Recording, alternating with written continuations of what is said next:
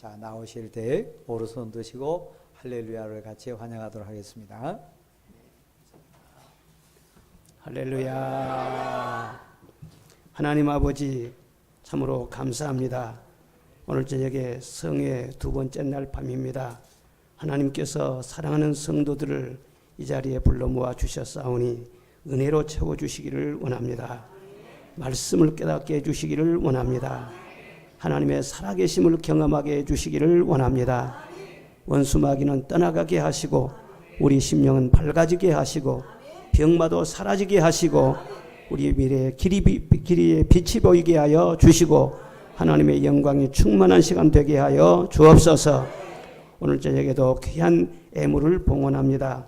감사를 담아 드립니다. 소원을 담아 드립니다. 정성껏 드립니다. 이 모든 애물을 주여 일일이 연락하여 주시고 저들의 삶을 더 풍성하게 만들어 주옵소서. 입술의 소원을 허락하여 주시옵시고 마음의 꿈이 이루어지는 역사가 있게 하여 주시옵고 자손만대로 하나님 잘 경외해서 영육간의 복을 받는 신앙의 명문가들이 되게 하여 주옵소서. 이 밤에 온전히 하나님께서 영광 받으시는 시간 되게 해주시기를 예수님의 이름으로 축복하며 기도드리옵나이다. 아멘.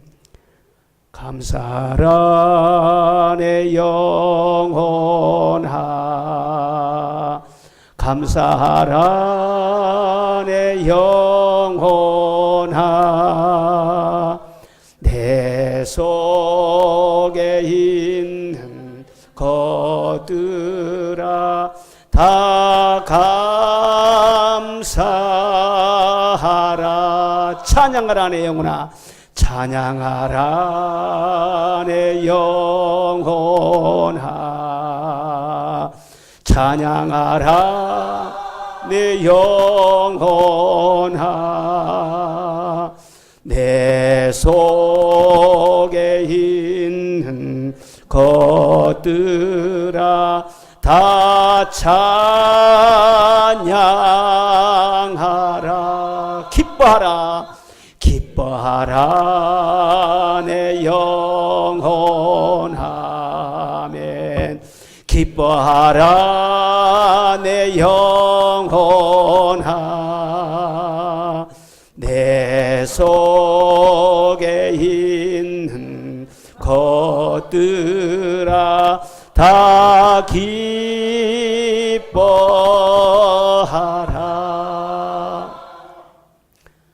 제 마음이 참 기쁩니다. 교회가 잘 되는 걸 보면 그렇게 기쁠 수가 없어요. 성전을 새로 건축하기 위해서 좋은 땅을 하나님이 예비해 주시고 설계도 보니까 너무 예쁘게 잘 나온 거예요. 새롭게 성전을 건축하고 그 성전을 통해서 우리 하나님이 영광 받으시고 수많은 서울 시민들이 구원을 받고 천국에 놀라운 사건이 일어나게 될 것이고 생각만 해도 너무너무 좋은 거예요. 여러분 안 좋습니까? 왜 남의 교회인데 내가 이렇게 좋을까? 하나님의 마음이에요. 주님의 몸된 교회잖아요. 내 교회, 네 교회가 무슨 따로 있어요? 다 핏값으로 세운 주님의 몸인데 너무너무 감사해요. 여러분 우리 기독교는 구원의 종교인 줄로 믿습니다. 그런데 구원이라는 것은 티켓을 사는 것이 아니에요. 예수 믿으면 구원받습니다. 물론 그 말이 맞는 말이죠. 그런데 딱 티켓을 사는 것처럼 그렇게 되는 게 아니에요. 구원이라는 것은 예수님을 만나서 예수님과 함께 사는 거예요. 그렇게 처음에 만남이 있고 같이 사는 과정이 있고 이제 마지막도 있는 거예요.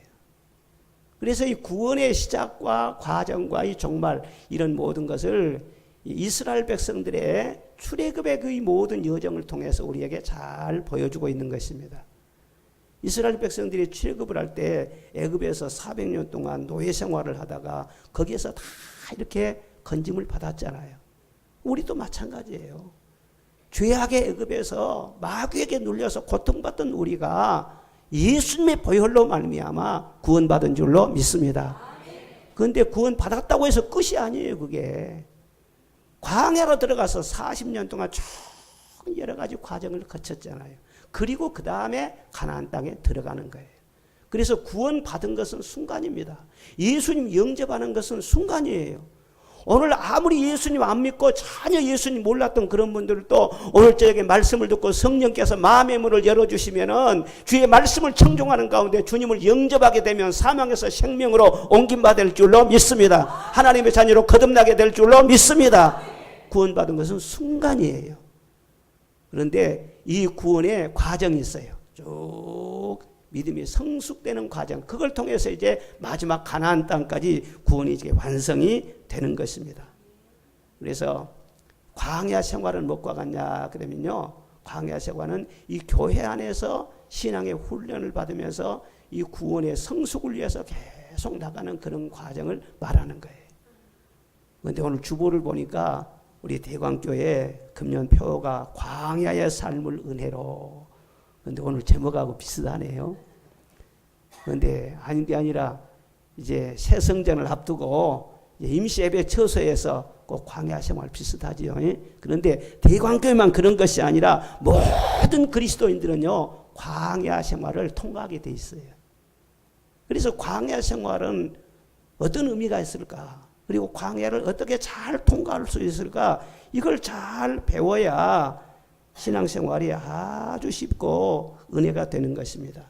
이 광야 생활은 무엇이냐 그러면은 구원받은 자로서 은혜 아래 살아가는 그런 삶을 말하는 것입니다. 출애굽한 백성들이 이 애굽에서는 종살이를 했잖아요. 굉장히 고달픈 그런 삶을 살았어요. 애굽에서는 자기 노력으로 살았습니다. 일하면 먹을 것을 주고 일 안 하면은 채찍으로 때리고 먹을 것도 없고 아주 고달픈 그런 삶을 살았어요. 그런데 이제 광야에 들어간 다음에는요 일을 하지 않았어요. 농사진 것도 없고 길쌈한 것도 없고 우물을 판 일도 없고 일한 것이 하나도 없어요. 그럼 무엇으로 먹고 살았느냐? 40년 동안 하나님께서 날마다 만나를 내려주시고 반석에서 생수가 나게 해주시고 세상 성경 보면은요 옷 한 벌 가지고 어떻게 40년 입어요? 그런데 40년 동안 옷을 입어도 옷이 해지지 않았다고 했어요. 신발을 신었는데도 신발이 낡아지지 않았다고 했어요. 성경 봐보세요. 하나님께서 전적으로 이 광야 생활을 돌봐주셨어요.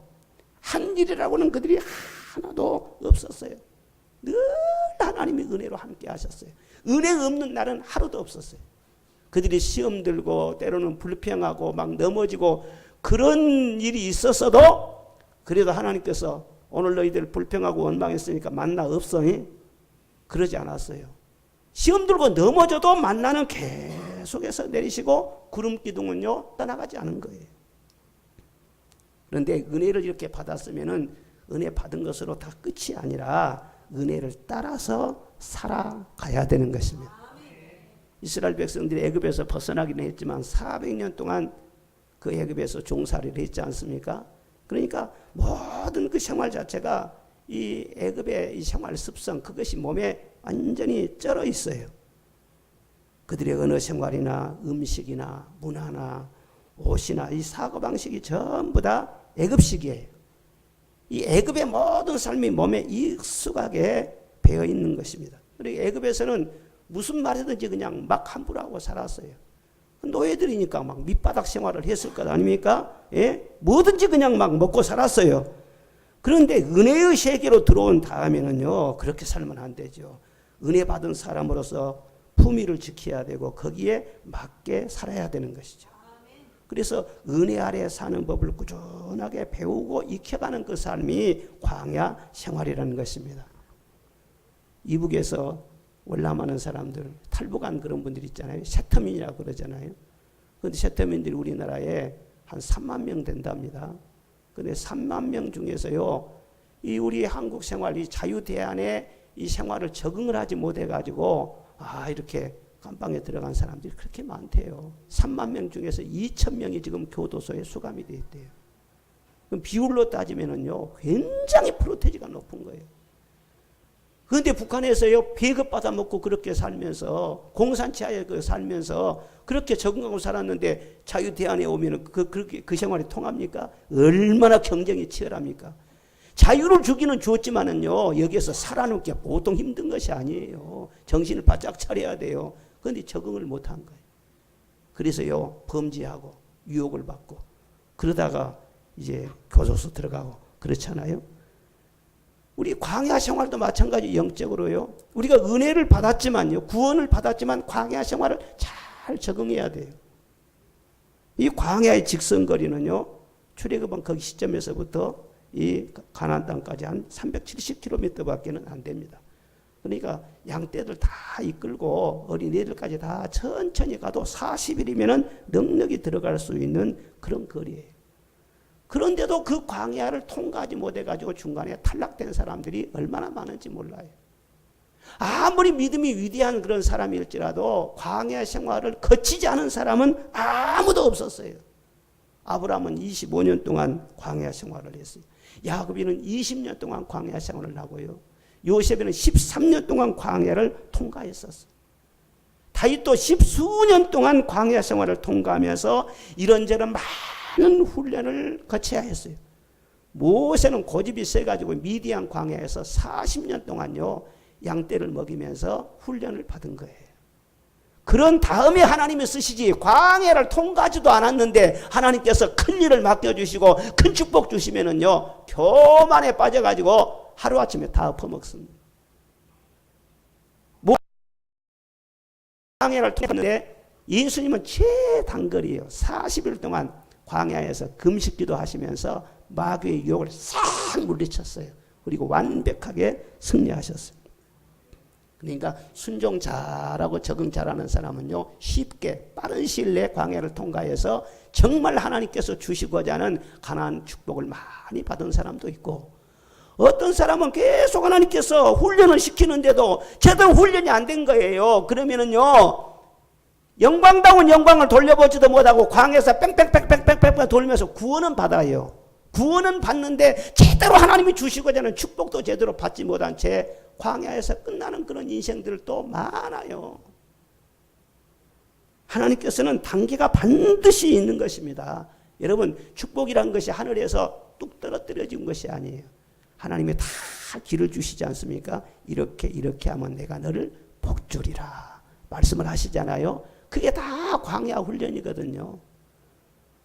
축복이라고 하는 것이 부부간에도 서로 결혼해가지고 성실하게 서로 사랑하고 화목하게 잘 살면 아들, 딸 낳고 또 살림도 점점 부해지고 아파트 평수도 점점 넓어지고 점점 좋아지는 것처럼 영적인 생활도 마찬가지예요. 이 광야 생활을 성실하게 하나님이 인도하신 대로 잘 따라가다 보면은요, 내가 복 받기를 원하는 것보다도 하나님께서 복 주기를 더 원하신 줄로 믿습니다. 단계에 따라서 하나님께서는 절대로 인색하지 않아요. 하나님이 축복하신 걸 보면은요, 언제나 내가 구하는 것보다 그릇이 더 크십니다. 할렐루야. 나는 그 스케일이 이 정도밖에 안 돼. 그런데 하나님께서는 아니 더 받아라. 이게 하나님이에요. 광야 생활을 통과를 잘해야 돼.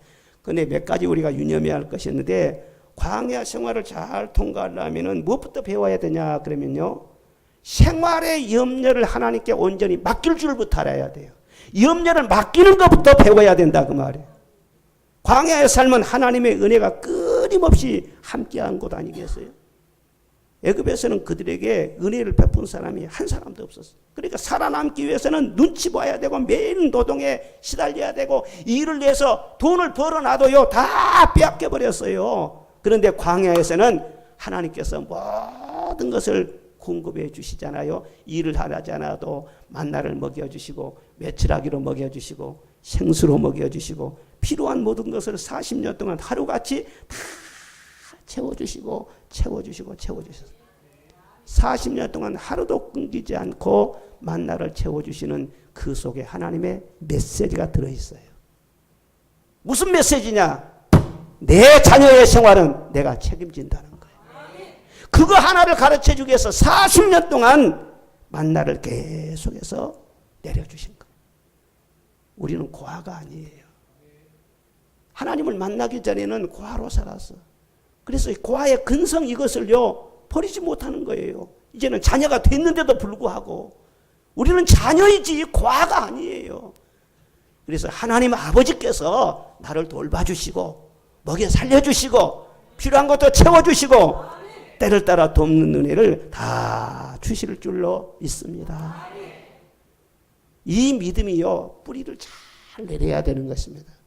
민수기 31장 보면요, 이스라엘 백성들이 광야에서 몇 번 진을 쳤느냐, 텐트를 쳤다는 것인데요, 텐트 치려면 말뚝 박아야 되죠. 다 틀을 닦아야 되죠. 얼마나 힘들겠어요. 그런데 말뚝 딱 박고 말이에요, 텐트를 쳤다가 내일이라도 구름 기둥이 딱 움직이면요 다시 뽑아야 돼요.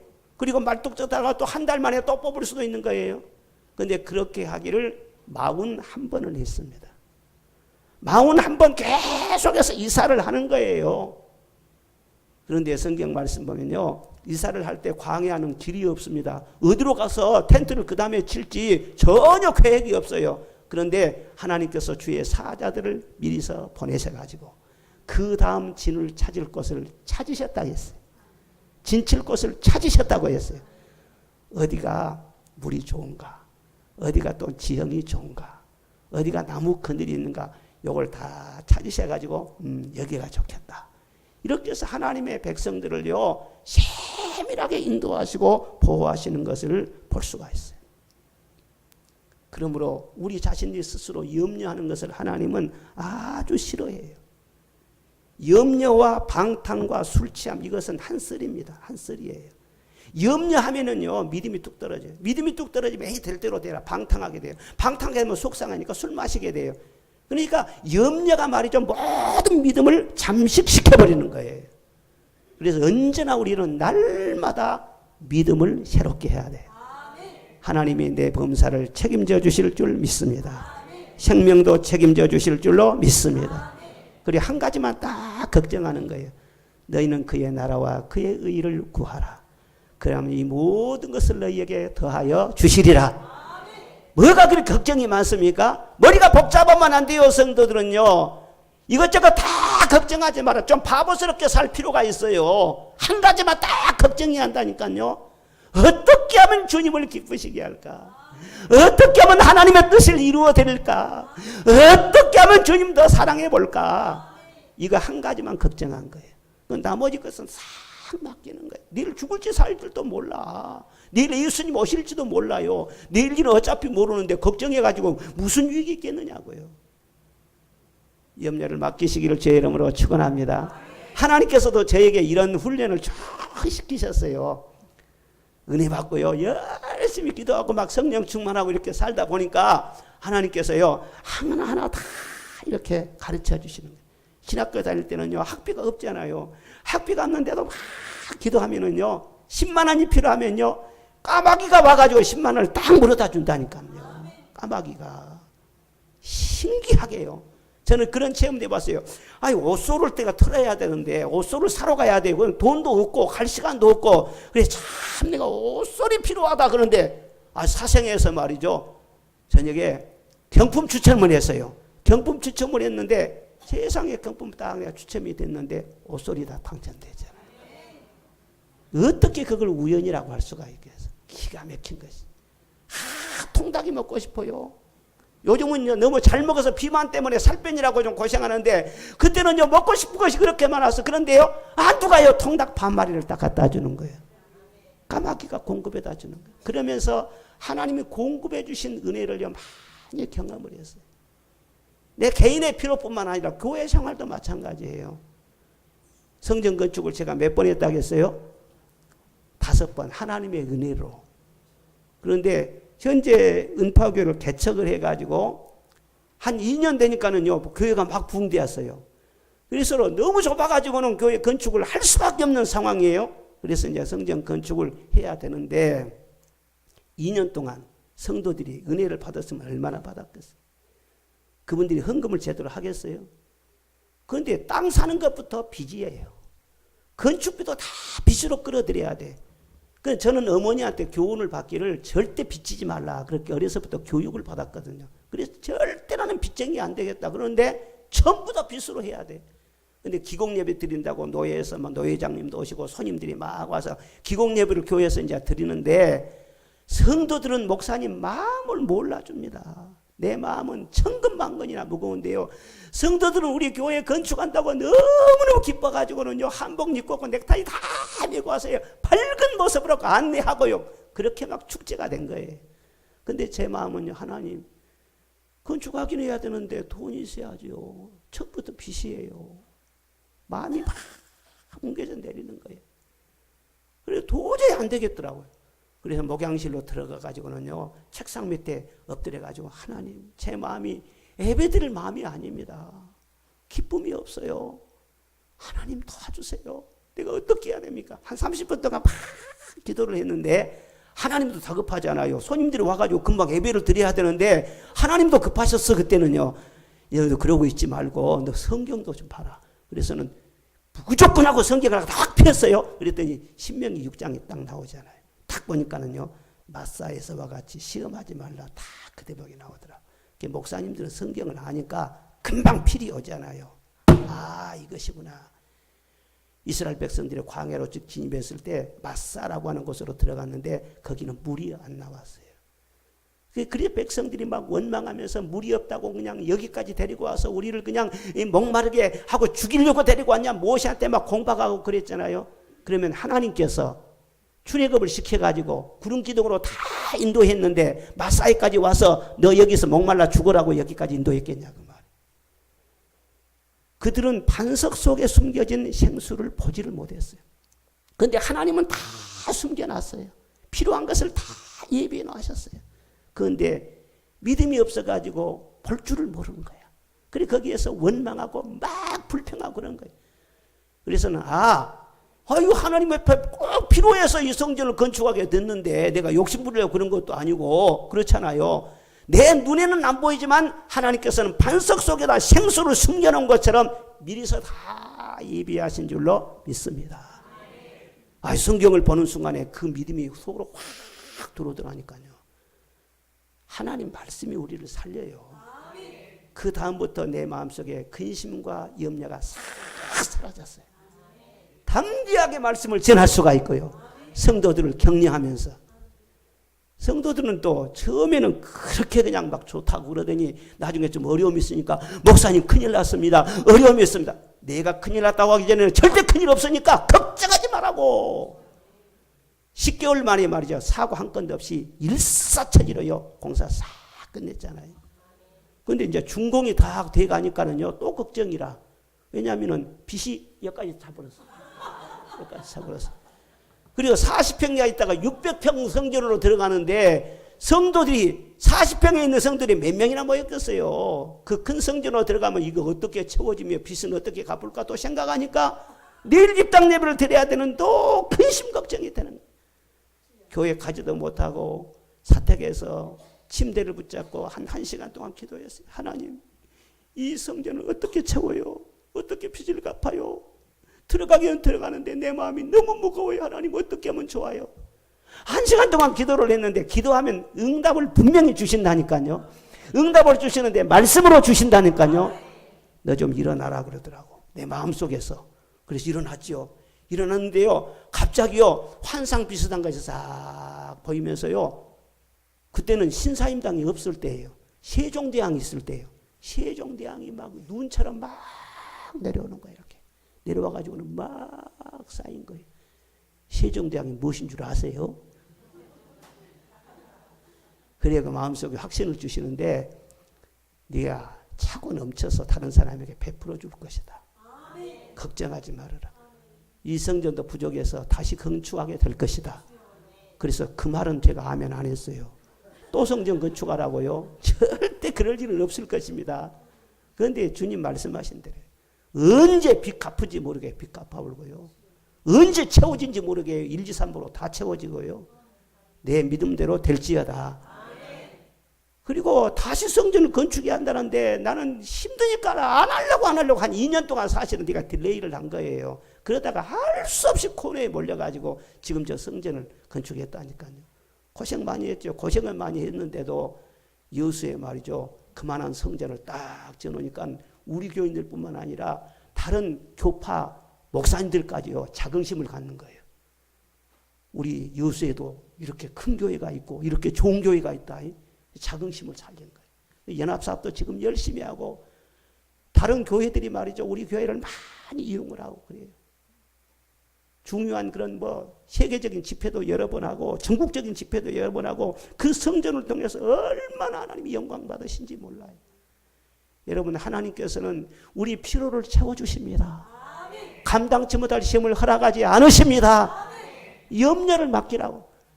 교회의 염려도 맡기시고 여러분 자녀들의 염려도 맡기시고 개인의 염려도 맡기시고 한 가지만 걱정하면 돼요. 그의 나라와 그의 의를 구하라. 어떻게만 하나님의 뜻을 이루어 드릴까. 그리고 두 번째는요, 광야 생활을 잘 통과하려면 하나님 의지하는 법을 배워야 하는 것입니다. 광야를 통과하면서 이스라엘 백성들을 보십시오. 여러 번 어려운 고비를 만나잖아요. 마라의 쓴물도 만나고 아말렉도 만나고 길이 막히기도 하고 여러 번 어려움을 겪어요. 그런데 이럴 때 어떻게 해결되는가? 해결이 어떻게 되냐면 해결의 방법이 없어요. 동서남북 다 돌아봐도 어디 도움을 얻을 곳이 있습니까? 아주 그냥 펑 터진 광야인데 아무리 둘러봐도 도와줄 일은 아무도 없어요. 그런데 모세가 하나님 앞에 기도합니다. 하나님께서 말씀하실 때까지 기도합니다. 회막에 들어가서 기도하면 하나님께서 말씀을 주세요. 그리고 그 말씀대로 그대로 나뭇가지를 던져라 하면 던지고 반석을 치라면 반석을 치고 손을 들으라면 손을 들고 그때 말씀 주시는 대로 그렇게 순종하거든요. 그러면 신기하게 해결되네요. 답은 어디에 있느냐? 하나님 안에 답이 있어요. 나는 길이요 진리요 생명이다. 예수님이 길이에요. 예수님이 답이에요. 다른 데서 답 찾지 마세요. 아무 개가 어떻게 했더니 그냥 암병 나섰다대 그래. 나도 그냥 그거 먹으면 되겠네. 그래가지고 그거 먹어봐야 나하고는 안 통해. 안 통해. 그때 그 사람에게는 하나님께서 그것을 답으로 주신 거예요. 그런데 나에게 주신 답은 또 달라요. 그러니까 그 사람 비법 전수 받아가지고 덕 보려고 하지 말고 하나님 앞에 기도하는 거예요. 그게 하나님을 의지하는 거예요. 하나님은 그걸 원하시는 거예요. 하나님은 절대자니 우리는 상대자니. 하나님 부유하시지만 우리는 가난하잖아요. 하나님의 지혜가 충만하시면 우리는 미련하고 어리석고 내일도 알지 못하잖아요. 내 속에 있는 것을 압니까? 내 마음을 압니까? 몰라요. 하나님께서 왜 인간을 창조하실 때 완벽하게 창조하셔야지 왜 그렇게 부족하게 창조하셨을까? 나 의지하라는 거예요. 그때마다 내가 힘 줄게. 답을 줄게. 너 도와줄게. 그래서 우리 인간을요, 하나님을 의지하지 않으면 안 되도록 창조하셨어요. 그런데 하나님을 의지하지 않고 자기 홀로서기 하려고 하는 것이 교만이에요. 요즘 사람들은 머리가 영리해가지고 하나님을 의지하지 않고 사람들끼리 서로 연합을 하는 것입니다. 사람들끼리 서로 손을 잡는 것입니다. 팀워크를 잘 유지하고 경영의 시스템을 잘 만들고 그러면 기가 막히게 잘 굴러갈 것이다. 하나님께서 팔짱 끼고 보시지 않겠어요? 잘해봐라 너희들. 나 빼고 너희들 잘해봐라 그러지 않겠어요? 세상 사람들은 그렇게 살지라도 그리스도인들은 그렇게 살면 안 돼요. 주님을 의지해야 돼요. 전부여 의지없소서 손 들고 옵니다. 주 나를 박대하시면 나 어디 가리까. 광야에 보십시오. 아무리 둘러봐도 도와줄 사람은 하나도 없어요. 여러분 나를 도와줄 사람이 있다고 생각하지 마세요. 실망합니다. 상처받습니다. 사람을 의지하다가 부끄러움 당합니다. 아무리 살펴봐도 길이 보이지를 않습니다. 이 애굽에 살 때는요, 나일강이라도 흐르지요. 나일강 흘러가지고 그 삼각지에 말이죠. 그 퇴적토가 쌓이고 해가지고 거기에서 농사짓고 아주 풍요롭게 살았던 것이 이 애굽 생활이지 않겠어요? 그런데 이 광야는요, 강이라고 하는 강 줄기가 하나도 없어요. 개울물도 없어요. 전부 다 하늘만 쳐다봐야 돼. 하늘에서 비를 내려주지 않으면은요, 완전히 빼짝 마른 곳이 광야예요. 그래서 우리 인간에게 광야 시험을 할 때는요, 광야 훈련을 할 때는요, 주변에 있는 모든 도움을 다 하나님이 끊어버리신다. 친구도 끊겨지고요, 예? 친정 오빠도 말이죠. 그렇게 잘 살고 전화도 자주 하는데요. 강야 훈련 받으려면 하나님께서요. 전화도 하지 말라고 감동을 주어버려요. 그렇게 전화도 안 오는 거예요. 그런데 그냥 막 상처받아가지고 오빠가 그냥 이럴 때 전화도 한다고 내가 힘든지도 모른다고 하나님께서 지금 훈련시킨다니까요. 사람 마음이 다 하나님의 손바닥에 있는데 인간적으로 섭섭하게 생각할 거 하나도 없어요.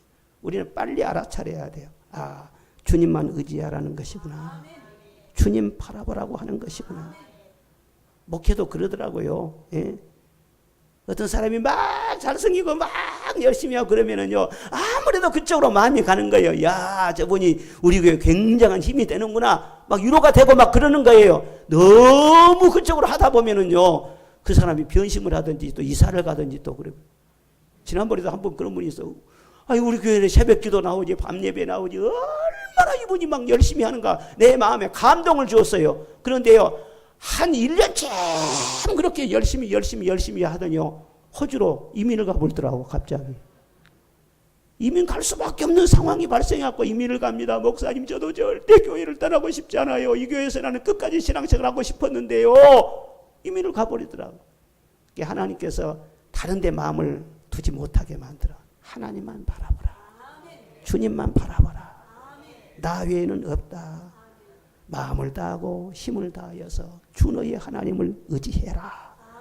이스라엘 백성들 봐보십시오. 하나님 한 분만 의지할 때는요, 100만 군대가 몰려와도요, 다 감당했습니다. 그런데 오히려 힘이 강하고 군대가 강했을 때 말이죠, 하나님을 의지하지 않다가 내분이 일어나고요, 약한 군대한테 오히려 꺾임을 당하는 그런 일들도 얼마든지 있어요. 우리가 하나님을 온전히 의지하면 크고 작은 문제, 그것이 문제가 아니에요. 어떤 문제가 밀려온다 할지라도 하나님이 해결하여 주실 줄로 믿습니다. 세상에서 이것저것 다 붙잡으려고 하지 마십시오. 하나님 한 분만 붙잡으시기를 바랍니다. 위기 중에서 오직 주님만 의지하는 여러분 되시기를 주의 이름으로 축원합니다. 이 훈련을 철저하게 시키는 거예요. 어떤 상황에서도 주님만 너는 의지하라는 거예요. 주님만. 저는 성전을 건축하면서 교회 짓는 것이 저는 문제가 아니라요, 주님을 만나는 그런 은혜를 많이 받았어요. 훈련을 많이 받았어요. 어제 저녁에도 잠깐 말씀드렸잖아요. 제가 전도사 때 성전 건축을 그렇게 하다가 고생을 많이 했다고. 그런데 1년에 예산이 그 교회가 얼마였냐면요, 81만 원이었어요. 한 주 헌금이 아니라 1년 예산이 81만 원이에요. 그리고 제 한 달 사례비가 2만 5천 원. 그런데 교회는 얼마짜리 교회를 지어야 되느냐? 3천만 원짜리 교회를 지어야 돼요.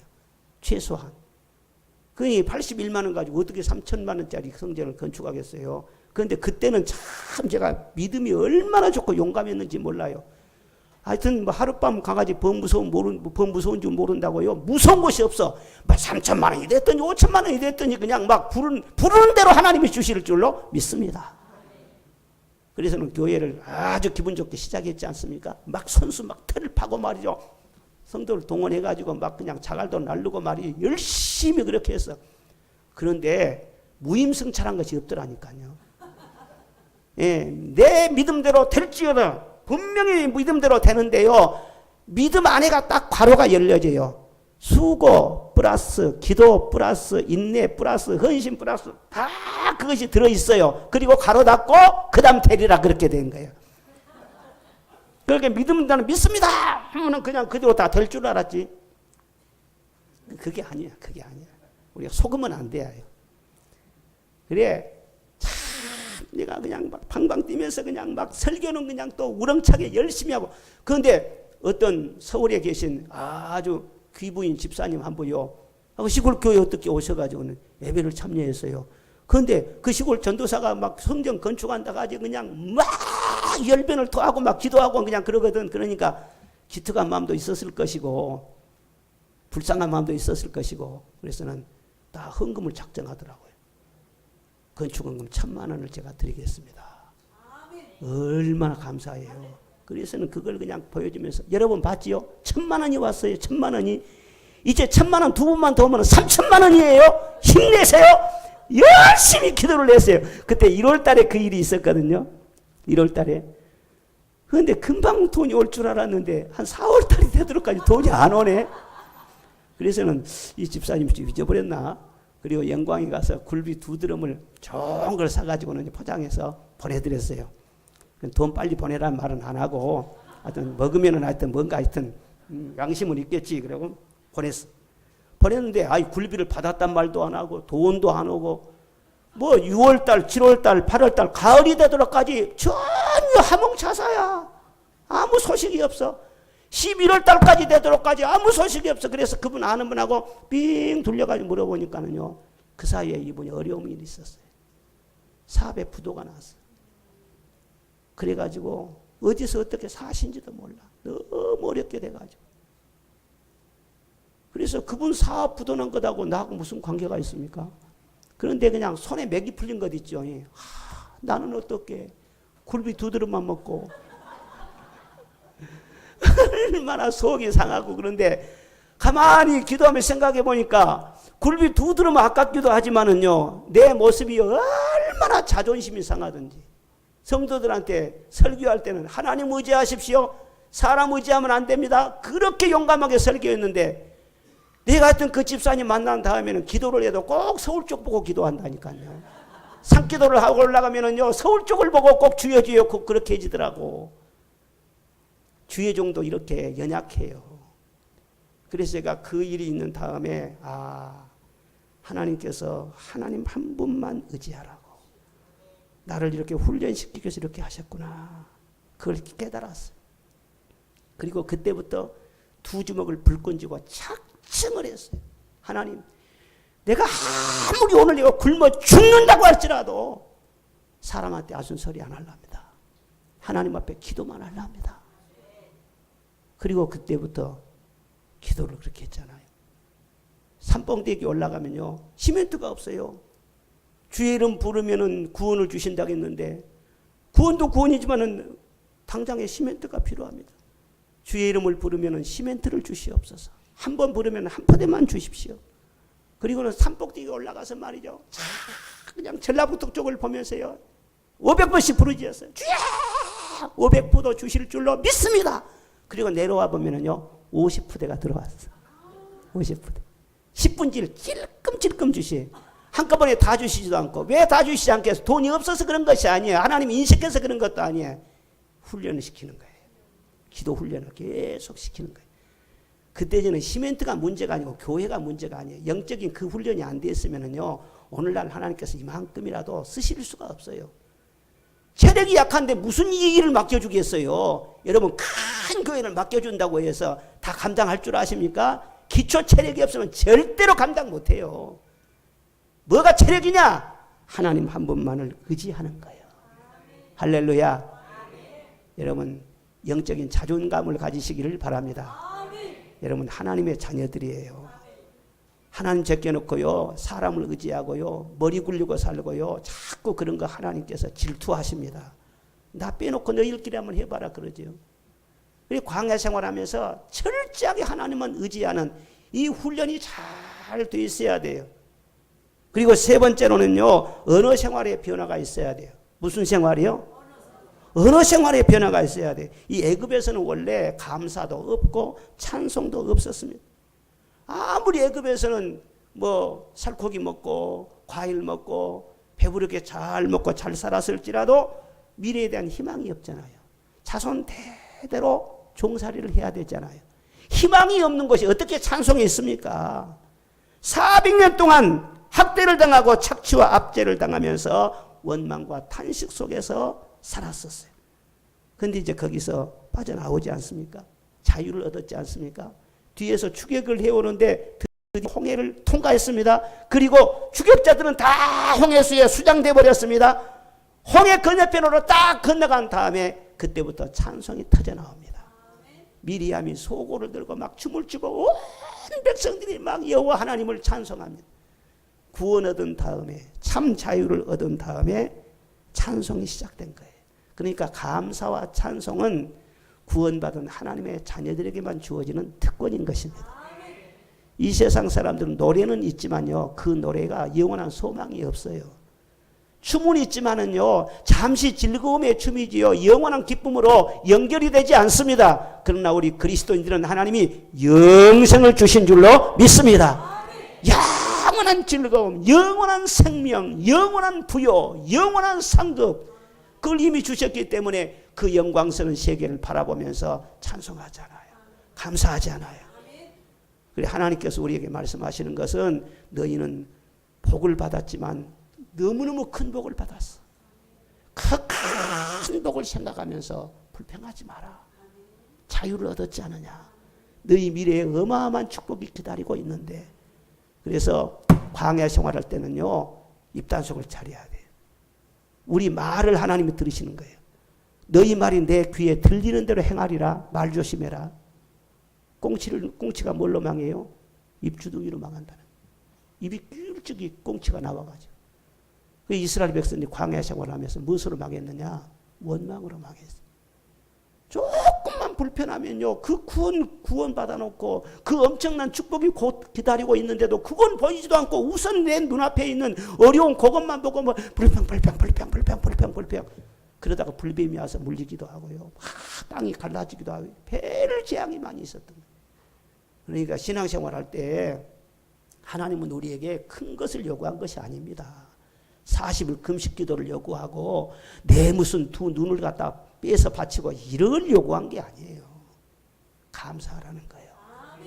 아멘. 네 감사하는 목소리를 듣고 싶다는 거예요. 이 훈련이 제대로 안 돼 있으면은요, 광야 생활 뺑뺑뺑뺑 계속 돕니다. 교회 생활을 해도 말이죠, 하나님 앞에 날마다 은혜 받고 은혜스러운 말씀 듣고 또 기도응답도 받고 이렇게 좋은 교회에서 늘 천국 같은 생활을 하면서 왜 불평이 나옵니까? 훈련이 안 되니까 그래요. 자기도 모르는 순간에 이 애굽의 습성이 때가 덜 빠졌어. 그래가지고 그 애굽식으로 말이죠, 조금 불편한 거 있으면 그냥 불평이 쏟아져 나오는 거라. 그러면 온 교회 분위기를 흐리게 되고요, 성령의 비둘기가요 떠나가게 되어요. 하나님이 아주 싫어하시는 거예요. 그러니까 다른 것으로 교회를 막 세워나가고 그런 것보다도 늘 입술로 감사하고 늘 교회를 축복하시기를 바랍니다. 항상 즐거워하는 여러분이 되시기를 바랍니다. 이게 한 가지가요, 얼마나 중요한지 말로 할 수도 없어요. 성경 말씀 보면 하나님께서 이스라엘 백성이 불평하는 것을 숫자를 세었어요. 너 이번에 3번째다, 이번에 4번째다, 이번에 6번째다. 성경 말씀 봐보세요. 이번 10번째다. 그리고 하나님께서는요, 도저히 우리가 못 참겠구만. 그리고 계속해서 혼이 나잖아요. 감사하라 내 영혼아, 감사하라 내 영혼아, 내 속에 있는 것들아 다 감사하라. 저는 스스로 감사의 챔피언이라고 생각합니다. 저는 감사의 금메달감이다, 나는 그렇게 생각해요. 들어가면서 나오면서 감사하고, 교회 가면서 집에 들어가면서 밥 먹을 때마다 감사하고, 차 탈 때도 감사하고, 내릴 때도 감사하고, 늘 감사로 감사했어요. 그런데 그렇게 주의 종으로서 감사를 충만하게 그렇게 했는데도 이게요, 실족할 때가 있더라고요. 감사를 잃어버릴 때가 있더라고요. 지금은 다 이들이 이제 시집장가 갔으니까 혼사길 막힐 일은 없으니까 제가 공개를 하는데, 우리 딸이요, 고등학교 2번 떨어져 버렸어요.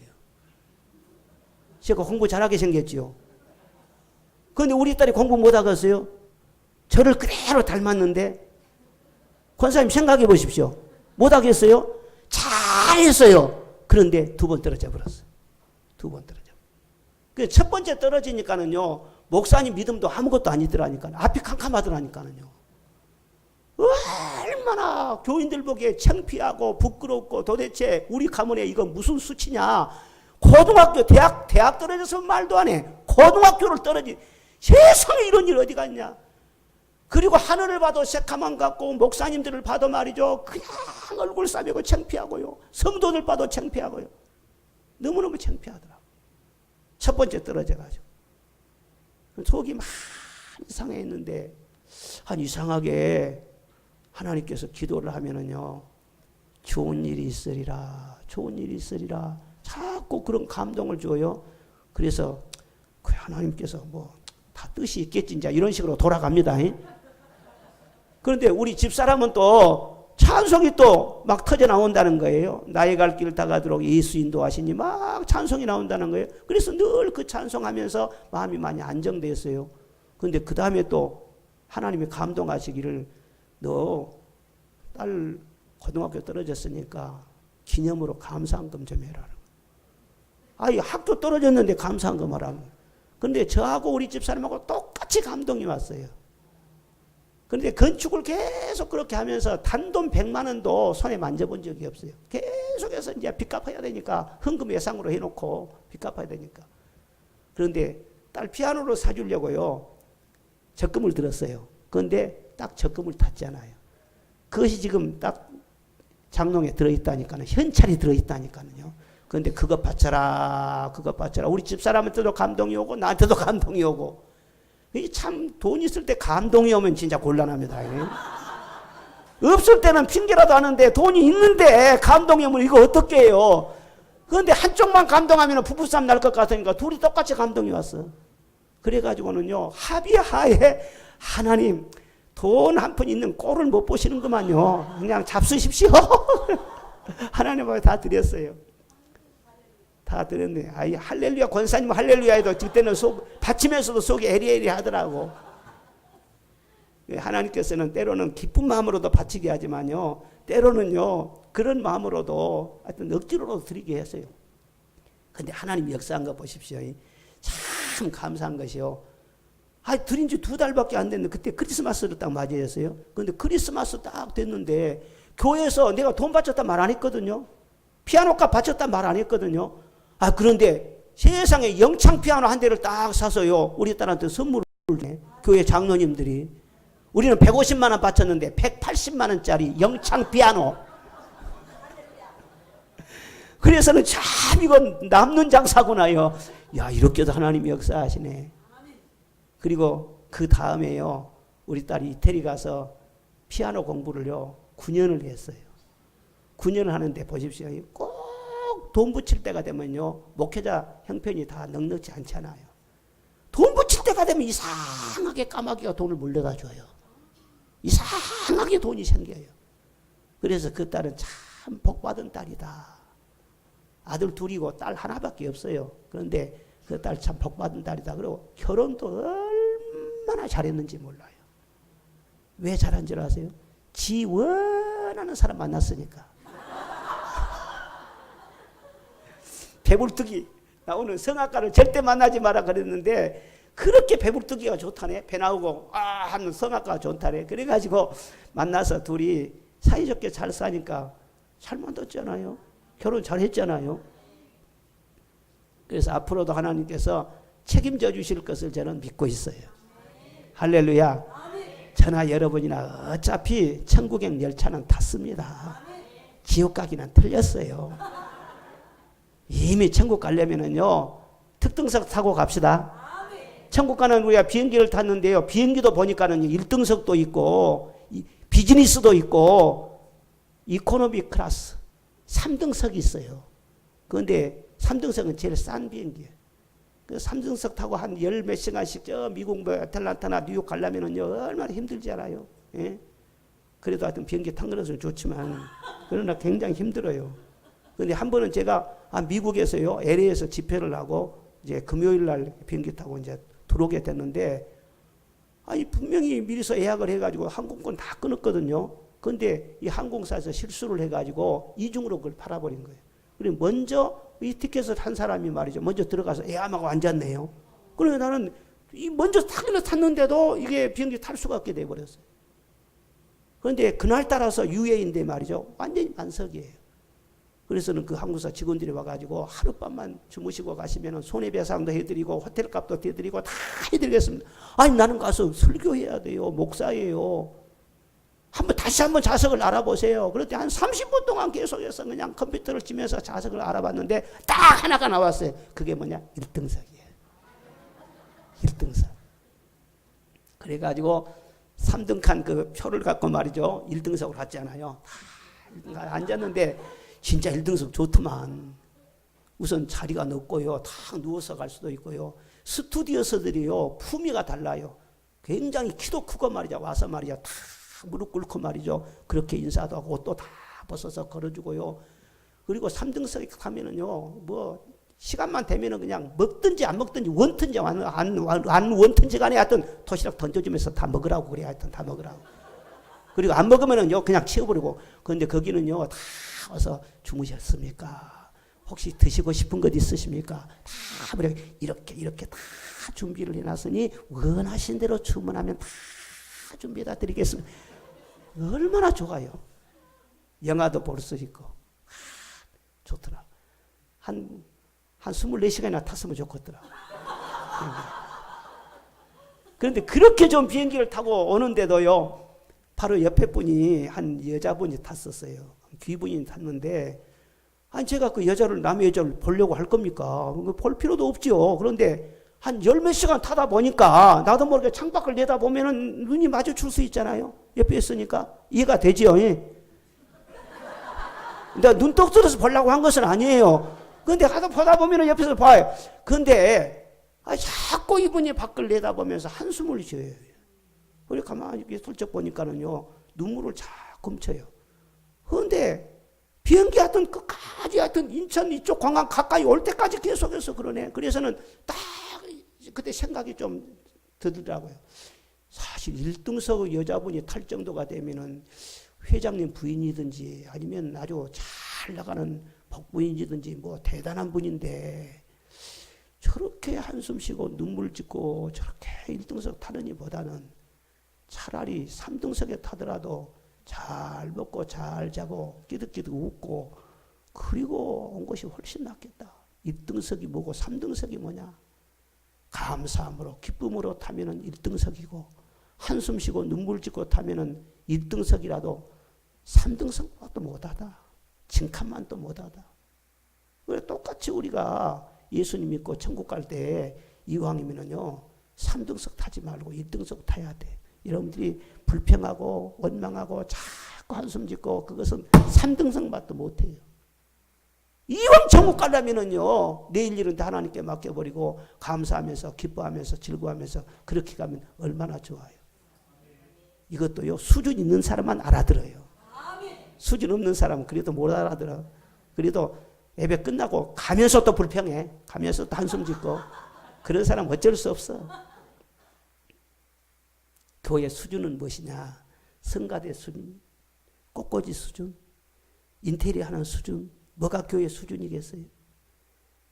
목회를 한 40년 해보니까는요, 꽃꽂이도 매주 그냥 이쁘게 하고 그때마다 정성스레 하는데요, 그것도 한 번, 두 번이지, 잘해놓은 것도 계속 잘해놓으니까는요, 그것이 그렇고 다 그렇더라고. 찬양대도 마찬가지. 너무너무 잘하려고 해봐야 천국의 찬양대처럼 우리가 잘할 수 있겠어요? 천국의 기와요처럼 그렇게 꽃꽂이 잘할 수가 있겠어요? 천국의 새 노래처럼 아름답게 부를 수가 있겠어요? 아무리 성전 좋아도 천국의 황금 보석집만 못하잖아요. 뭐가 교회 수준이냐? 감사의 수준이에요. 성도들이 좀 모자란더라도 이래도 감사하고 저래도 감사하고 완벽한 교회는 없습니다. 다 교회에 부족한 것이 있고 아쉬움도 있고 그래요. 그런데 부족한 것 아쉬운 것은 말하지 않고 그냥 좋은 것만 이렇게 그냥 감사하고 이래서 감사하고 그런 교회가 수준 있는 교회예요. 교회 자랑하고 목사님 자랑하고 하나님 자랑하고 나는 감사할 것밖에 없어요. 내가 예수 믿기 전에는요 이런 사람이었어요. 권사님도 아시죠? 나 그런 사람이었어요. 예수 믿고요 이렇게나 변화됐어요. 내가 죽을 병에서 살아났어요. 그거 한 가지 다 간직한 거예요. 현재 어려움이 없는 것이 아니에요. 어려움이 있어도 너무너무 큰 은혜를 받았기 때문에 감사하면서 계속 나가다 보면 어려움은요 다 이겨나가게 될 줄로 믿습니다. 덮어질 줄로 믿습니다. 어려움은 힘을 못 쓰는 거예요. 그래서 교회 생활은 그 원리가 단순합니다. 복잡하거나 어렵지 않아요. 확실한 것을 애매하게 말하지 말아요. 간단한 것을 복잡하게 말하지 말아요. 쉬운 것을 어렵게 말하려고 하지 말아요. 하나님의 은혜 받았으면 그저 감사하시기를 바랍니다. 감사하라 내 영혼아, 감사하라 내 영혼아, 내 속에 있는 것들아 다 감사하라.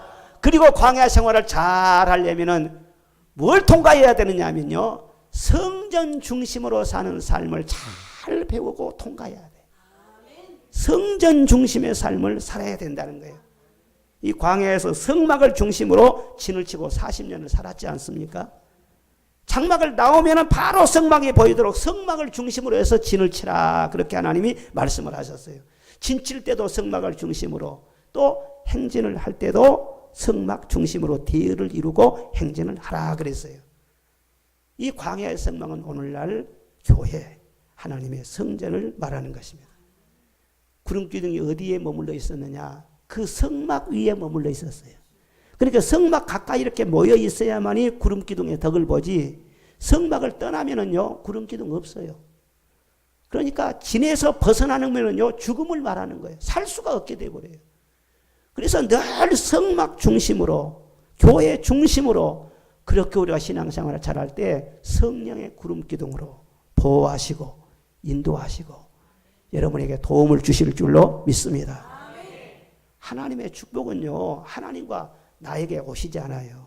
그런데 하나님이 나에게 다이렉트로 주신 것이 아니에요. 반드시 하나님의 축복은요, 성전을 통해서 주시는 거예요. 근데 3쿠션으로 주신다니까요. 하나님이요, 성전을 통해서 그 다음에 나에게 와요. 그러니까 아무리 내가 예수님 사랑하고 하나님 사랑하고 막 고백을 해도요, 하나님과 나만 좋아가지고는 안 돼. 반드시 성전을 통해 오기 때문에 성전 생활을 시험 들지 않고 잘해야 되고, 성전을 사랑해야 되고, 좋아해야 되고, 성전을 가까이 해야 되고, 주의 궁정에서 한 날이 다른 곳에서 첫날보다도 낫습니다. 다른 곳에서 사장 역할하는 것보다도 주의 성전에서 문지기로 있는 것이 낫습니다. 그렇게 성전 생활하는 것을 굉장하게 존귀하게 여기고 자랑스럽게 여기고, 그런 사람에게 성전을 통해서는 다 나에게 영육간의 복을 주시는 거예요. 천지를 지으신 여호와께서 시온에서 내게 복을 주실지어다. 에베소 1장에 보면요, 교회는 만물을 충만케 하는 자의 충만이니라. 만물을 충만케 한대요. 뭘 통해서? 교회를 통해서 충만하게 하신다. 교회를 통해서 말씀 주시고 성령 주시고 위로 주시고 기쁨 주시고 응답도 주시고 치유도 주시고 봉사도 주시고. 할렐루야. 신앙생활은 다른 것 없어요. 교회 중심으로 교회 생활을 잘 해야 돼요. 이웃나라 일본 있지 않습니까? 일본이 우리나라보다도 선교 역사가 훨씬 빠릅니다. 그런데 왜 일본 교회가 저렇게 힘 못 쓴 줄 아십니까? 잘못된 신학 때문에 그래요. 우찌무라 간조라고 하는 분이요, 대단한 신학자예요. 우리 한국의 신학자들이 따라갈 수 없을 정도로 대단한 신학자예요. 그분이 주장한 것이 무엇이냐? 무교회주의를 주장했어요. 교회 없이 성경 연구하고 하나님 바라보고 그리스도인의 삶을 살면 되는 것이다. 그것이 훌륭한 것이다. 무교회주의를 주장했어요. 그러니까 그 사람들은요, 신앙 연구하고 성경 연구하고 그것이 중요하고 삶이 중요하지 교회는 중요하지 않아요. 일본 사람들은. 그러니까 교회를 세우지도 않아요. 교회 건축하려고 헌신하려고 하지도 않아요. 성전 지으려고 그렇게 몸부림친 것도 없어요. 그러니까 띄엄띄엄 어쩌다 하나 교회 보이지 교회가 별로 보이질 않아요. 그래서 일본 전체 1억이 넘는 인구 가운데 주일날 천주교, 우리 개신교 다 합해가지고 예배드리는 인원이요 10만이 조금 넘어요. 보면 무기력해. 신학은 다 있는데요, 예? 뭔가 똑똑한 거는 같은데요, 힘이 없어. 그런데 우리 한국 교회는 그러지 않잖아요. 처음에 선교사님들이 와서부터 말이죠, 성전을 중요시했어요. 네비우스 정책을 펴면서 그것도 자기 힘으로 건축하라는 거예요. 그리고 성전 중심으로 봉사하라는 거예요. 그걸 가르친 거예요. 그래가지고 우리 한국은 삼천리 금수강산 방방곡곡에 우리 남한 쪽으로는요 마을마다 성전이 없는 데가 없을 정도로 그렇게 성전이 많잖아요. 저도 호텔에서 말이요 밑에 쭉 내려다 보니까는요 십자가. 그걸 보면서 얼마나 감사한지 내가 기도를 했어요. 하나님, 저 십자가 밑에 모여있는 사랑하는 성도들이 예배드릴 때 성령의 불이 떨어지게 하시고 성전마다 영혼들이 차고 넘치게 해주시고 주의 종들에게 말씀에 기름을 부어주시고 기적이 나타나게 하시고 저기에서 기도하는 저 기도를 들으시고 이 민족이 살아나게 하시고 대적이 물러쳐지게 하시고 행복이가 무효화가 되게 하시고 하나님이 지켜주세요. 우리나라의 성전이 6만 개 이상 된다 하잖아요. 이게 힘이에요. 여러분 성전을 사랑하시기를 바랍니다. 성전을 저는요 어떤 분이 그래요. 참 목사님은 진짜 목회에 어려움을 하나도 안 거치고 복을 많이 받은 것 같습니다. 우리 후배들 중에서 그런 사람이 있어요. 그런데 그 사람들이 속을 모르니까 그래요. 내가 어렵다는 말을 안 하니까 몰라. 목회는 다 똑같은 거예요. 그럼에도 불구하고 내가 축복받은 건 사실이거든요. 그런데 저는 무슨 복을 받았느냐 하면요. 성전의 복을 받았어요. 교회의 복을 받았어요. 어제 저녁에 간증할 때 새벽 종소리를 듣고 교회 다니기 시작했다 하잖아요. 아무런 프로그램이나 공부가 없는데도 교회만 다녔어. 그러다 보니까 인격적인 하나님을 만나 거기서 사명을 발견해 거기에서 성도들의 사랑을 많이 받아 그러니까 성전을 열심히 섬겼어요. 그러니까 지금도 뭐 교회를 여러 군데 이렇게 뭐 전도사, 부목사, 뭐 다른 면소재직 교회 지금 있는 교회 이렇게 4번 옮겼는데 어느 교회도 목사님 싫으니까 좀 나가주시면 좋겠습니다. 그런 사람이 한 사람도 없어. 저를 괴롭히는 사람도 별로 없는 것 같고 성전의 복을 받은 사람. 이게 보통 복이 아닙니다. 아무리 똑똑하고 잘나도 말이죠. 이 교회 생활이 불편하면은요 모든 평화가 다 깨져버립니다. 그래서 저는 성전이 주님의 교회가 너무너무 좋아요. 처음에 그렇게 예배 생활할 때도 그랬고 중학생 때도 그랬고 또 청년 때도 말이죠. 그냥 교회 섬기는 것을 그렇게 힘써서 했어요. 세상 중학교 다닐 때부터 새벽 기도 가면 제가 호야를 다 닦아가지고는요 불 켜고요. 그리고 새벽 교회 다닌 지 2달 만에 제가 종을 쳤다니까. 할머니가 종을 치고 있으니 그걸 꼴 보고서요. 학생이 돼가지고 할머니 놔두세요. 이거 내가 치겠어요. 그리고는요 새벽 기도도 내가 치고 주일 낮에도 내가 치고 밤에도 내가 치고요. 그런데 종이 그렇게 신사적인 종이 아니라 산소통을 거꾸로 매달아 놓고는요 쇠몽둥이로 치는 거야.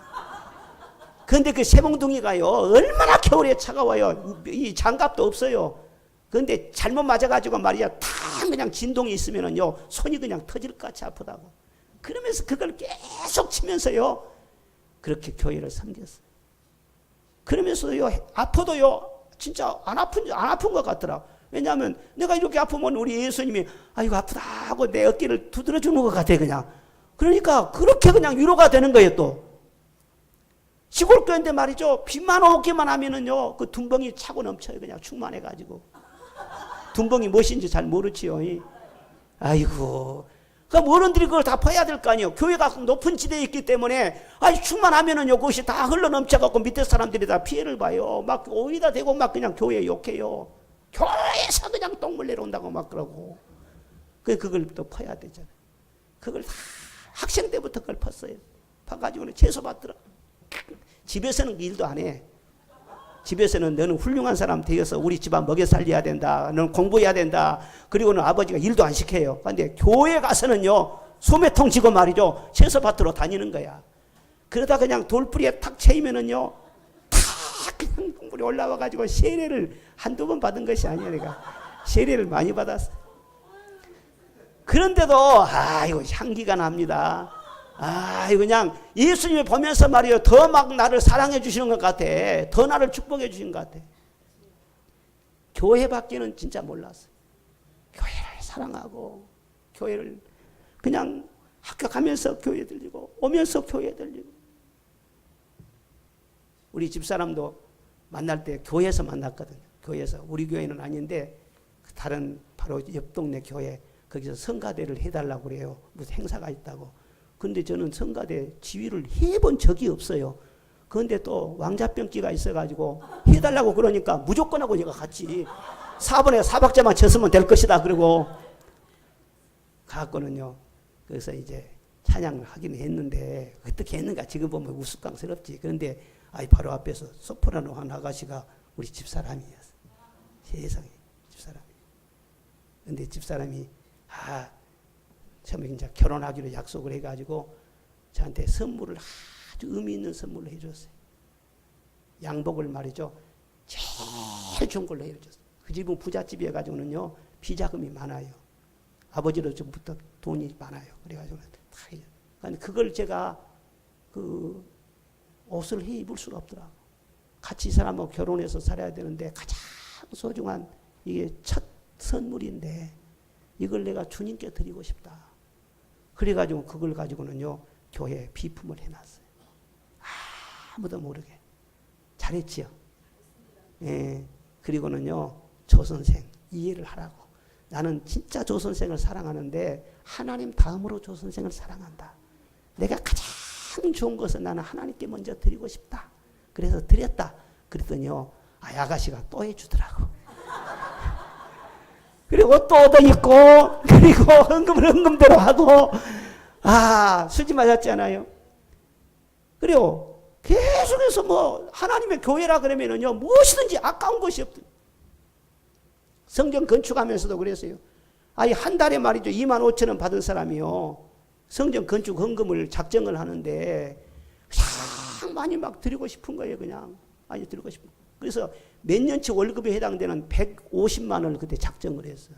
25,000원짜리가 어마어마한 거금입니다. 그것은. 그리고 우리 집사람한테도 얘기도 안 하고 나중에 뭐라고 하니까 아브라함 이삭 바칠 때 사라하고 은혼한테 받냐?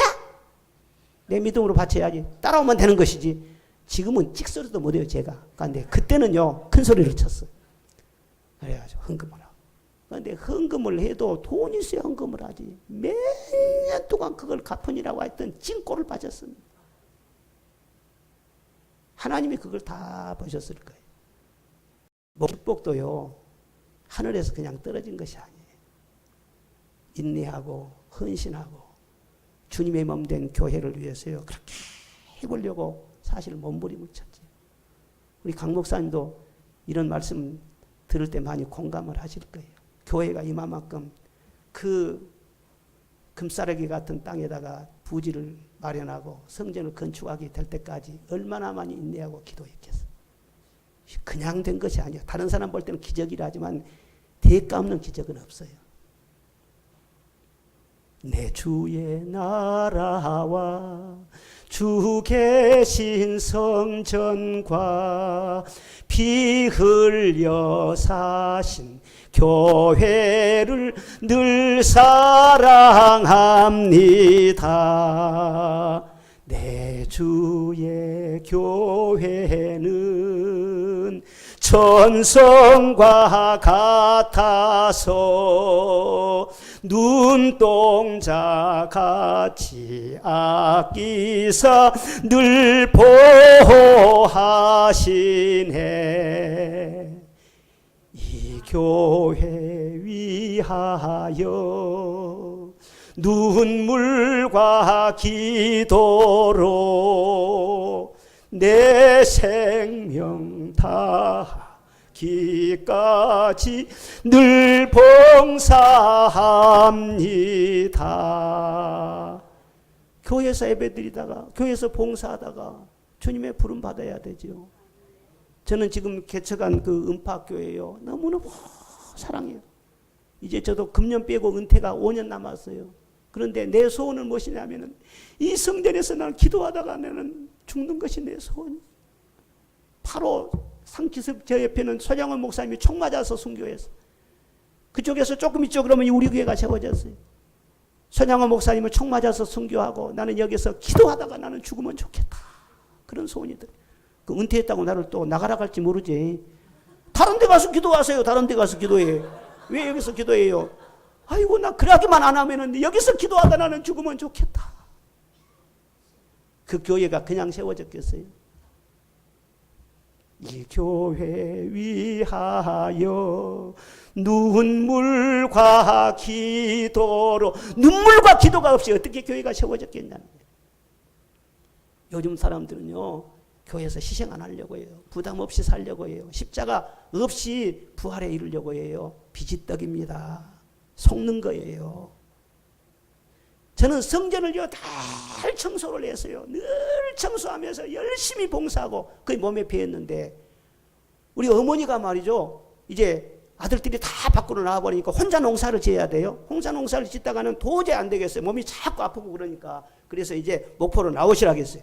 목포 나오시라고 했고 이제 도식교회를 다니는 거예요.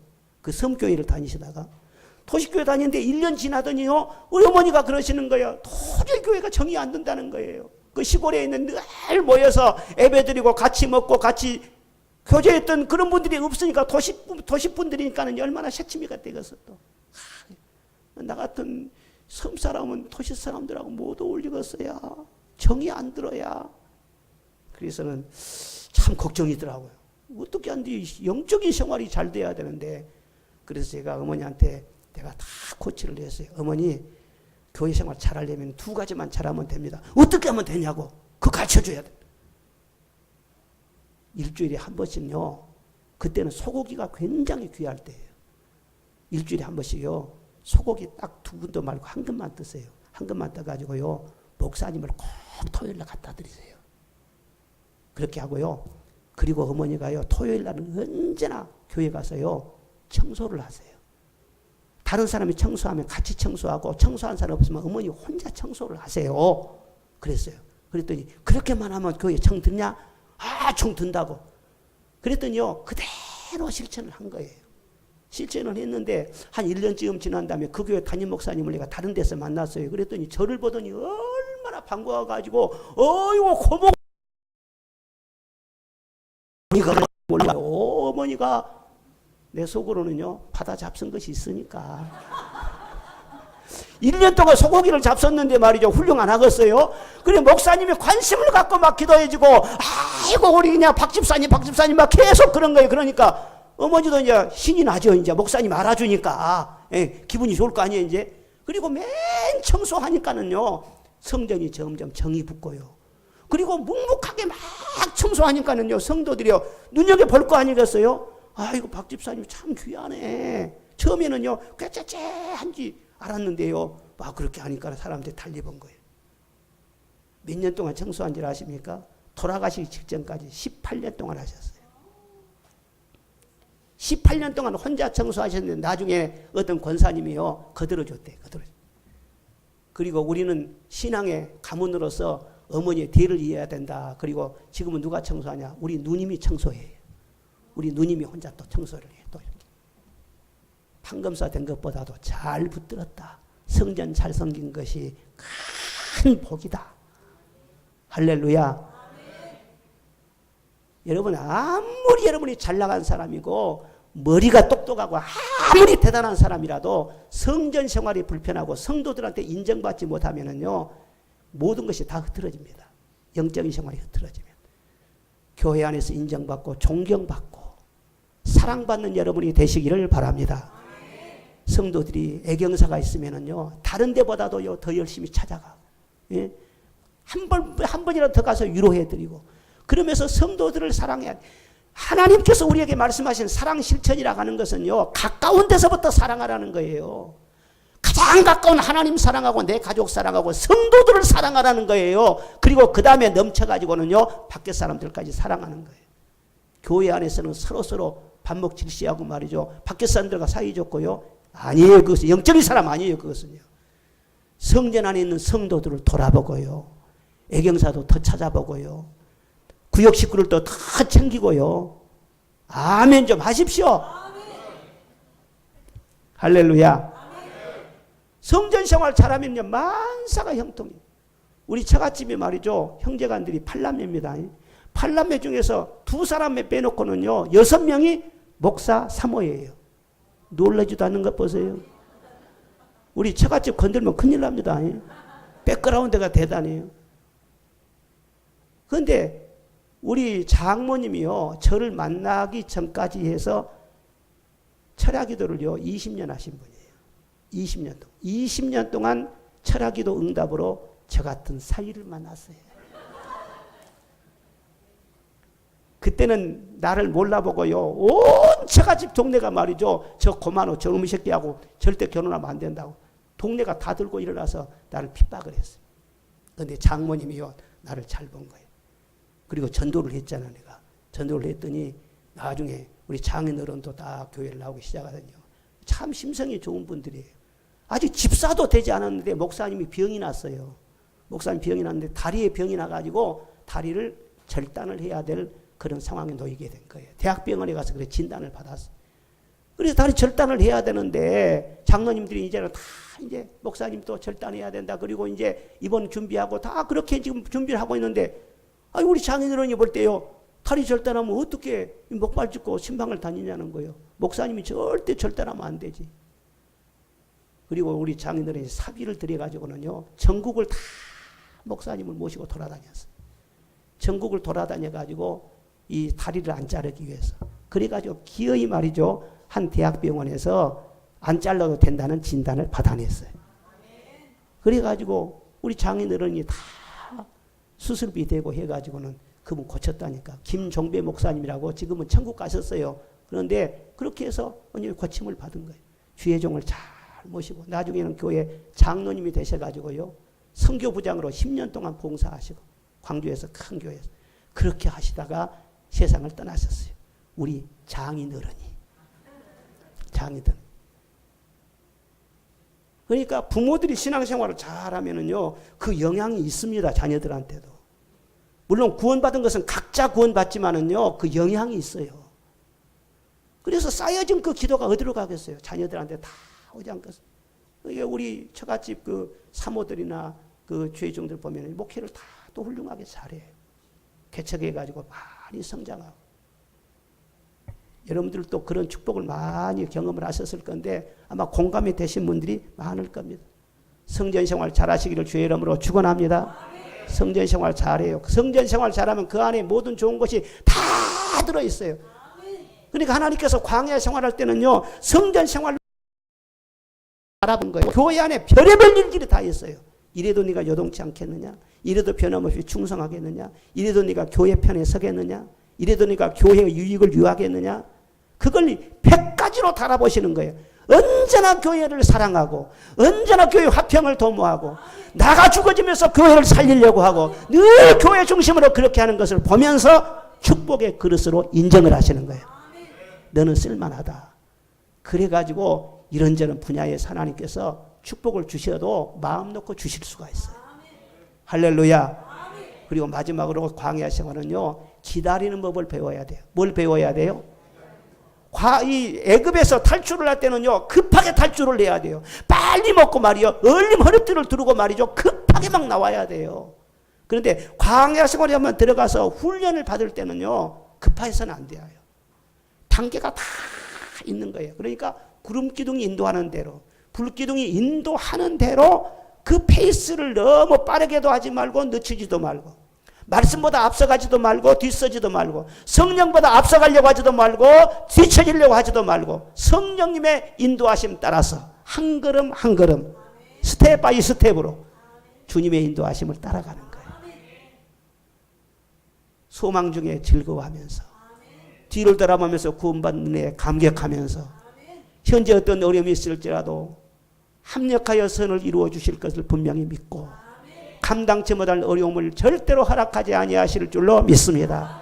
그 믿음을 가지고 소망 중에 즐거워하면서 그 가나안 땅에 들어간 다음에만 즐거워할 것이 아니라 광야 생활을 하며 기다리면서 즐거워하는 거예요. 기쁨으로 감사함으로. 그렇게 하다 보면 어느 순간인가요? 내가 가나안 땅에 딱 들어와 있는 것을 느낄 수가 있어요. 아, 나도 이런 복을 받고 있구나. 내일 아침 새벽에는 가나안 땅에 대해 설교할 테니까 오늘 저녁에 나오신 분들은 소문내지 말고 오늘 저녁에 나오신 분들만 나와요. 다른 분들은 소문내지 말고 다 나오시기를 바랍니다. 다 같이 기도하십시다.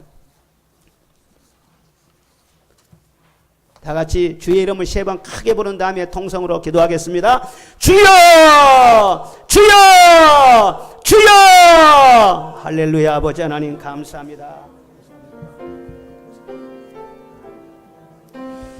하나님 아버지 감사합니다. 오 하나님 인도해 주심을 감사합니다.